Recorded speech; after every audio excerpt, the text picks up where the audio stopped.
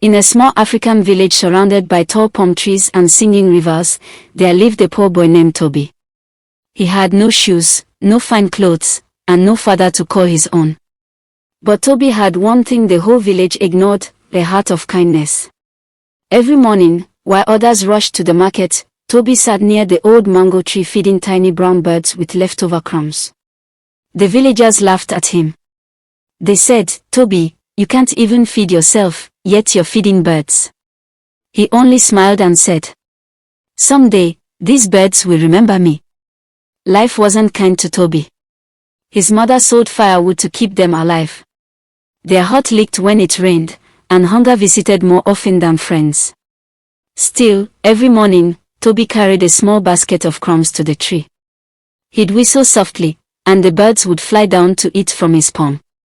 The chief's son, Femi, often mocked him. "Bird boy. When you finish feeding birds, go feed your poverty." The other children laughed. But Tobi never stopped smiling.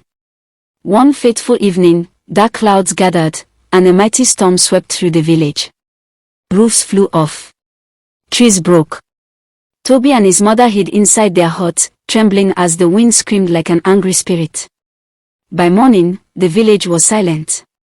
The storm had destroyed the farmlands, flooded houses, and carried away the chief's younger son, little Depo. Search parties looked everywhere but found nothing. The chief cried and promised a great reward to whoever found his son. 3 days later, as Tobi sat by the mango tree, he noticed something strange. The birds he always fed were flying in circles, chirping loudly, as if calling him. He followed them deep into the forest. After some time, he heard a faint cry, "Help, help me." There, under a fallen tree branch, was little Depo, weak and frightened. Tobi ran and lifted the branch with all his strength. The birds flew around, guiding him as he carried the child home. When the villagers saw him returning with the missing boy, they were shocked. The chief ran to hug his son, tears streaming down his face. "Who saved my child?" he asked. Tobi stepped forward shyly.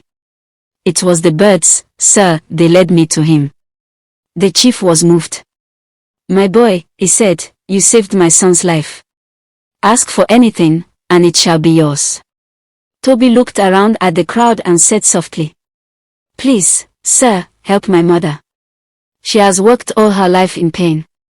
The chief smiled. "From today, your mother shall never lack again.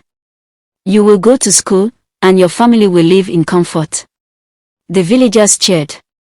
Even Femi, the chief's older son, bowed his head in shame.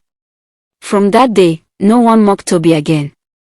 He grew into a wise man, kind, humble, and blessed beyond measure. The birds never left his side. Every morning, they sang at his window, as if to remind him that kindness always returns. And in that village, mothers would tell their children, "Never laugh at the one who gives, even when they have little, for the heart that shares attracts miracles." Sheaf of rice, kindness never wastes.